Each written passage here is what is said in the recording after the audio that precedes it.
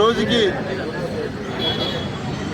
15 సంవత్సరాలు పూర్తి చేసుకొని 16వ సంవత్సరంలో అడుగు పెడుతున్నటువంటి వైఎస్ఆర్ కాంగ్రెస్ పార్టీ ఆవిర్భావ దినోత్సవానికి ఇచ్చేసినటువంటి అందరికీ కూడా పేరు పేరున ధన్యవాదాలు తెలియజేస్తూ, భారతదేశంలోనే ఎక్కడా ఎప్పుడు ఎనలేనటువంటి సేవలు అందించినటువంటి పార్టీ ఏదైనా ఉంది అంటే అది వైఎస్ఆర్ కాంగ్రెస్ పార్టీ అని ప్రజలందరూ కూడా గుర్తించారు. ఎందుకంటే భారతదేశంలో అనేక పార్టీలు ఉన్నా, ఎంతోమంది ముఖ్యమంత్రులైనా సంక్షేమ పథకాలు నవరత్నాలు అని ప్రజలకు తెలియజేసినటువంటి ఏకైక నాయకుడు వైఎస్ఆర్ కాంగ్రెస్ పార్టీ అధ్యక్షులు మాజీ ముఖ్యమంత్రి వైఎస్ జగన్మోహన్ రెడ్డి గారు. ఆయన ఈ రాష్ట్రానికి, ఈ రాష్ట్ర ప్రజలకు చేసినటువంటి సేవలు మనం ఎప్పటికీ మరవలేం. ఖచ్చితంగా రాబోయే రోజుల్లో మళ్ళీ వైఎస్ఆర్ కాంగ్రెస్ పార్టీని అధికారంలోకి తీసుకొచ్చి జగన్మోహన్ రెడ్డి గారిని మళ్ళీ రెండోసారి ముఖ్యమంత్రిగా చేసి, ఏదైతే 2019 నుంచి 2024లో ప్రజలు ఎంతో సంతోషంగా ఈ రాష్ట్రంలో ఉన్నటువంటి పరిపాలన మనం చూసాం, మళ్ళీ ఖచ్చితంగా తిరిగి అలాంటి పరిపాలన తీసుకొచ్చి ప్రజలకంతా కూడా మంచి జరిగే విధంగా మనం అందరూ కూడా కృషి చేయాలని ఇక్కడికి ఇచ్చేసినటువంటి అందరికీ కూడా పేరు పేరున ధన్యవాదాలు తెలియజేస్తున్నాం.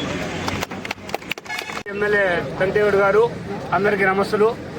ఈరోజు ప్రదర్శిస్తున్న అందరికీ తెలుసు, 2011 మార్చి 12వ తేదీ నాడు ప్రపంచ చరిత్ర సృష్టించే విధంగా ఆవిర్భవించినటువంటి వైఎస్ఆర్ కాంగ్రెస్ పార్టీ, దాని పూర్వాపరాలు మీకు అందరికీ తెలుసు. వైఎస్ఆర్ అందించిన తర్వాత అనేక ఆటుపోట్లు ఎదుర్కొన్న తర్వాత ఆ రోజు కర్నూలు జిల్లా నల్లకాలువలో ఒక హామీ ఇచ్చాడు.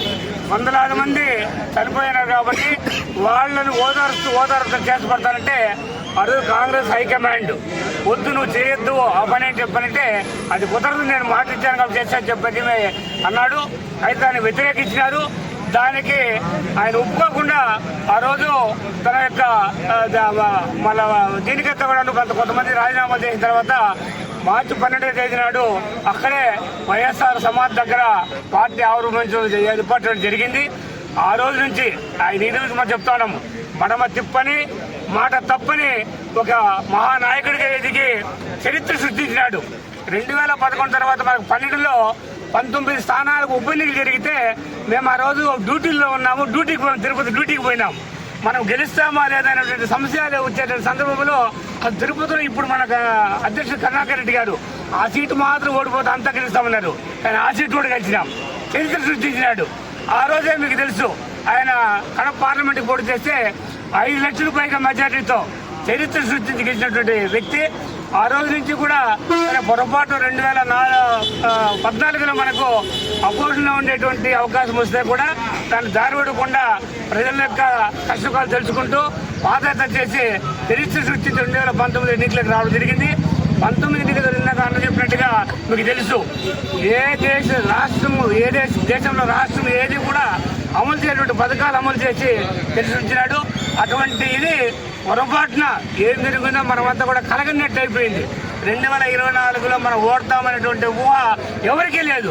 అయితే ఎందుకు ఓడిపోయినాము ఈరోజు మేధావులు చెప్తా ఉన్నారు.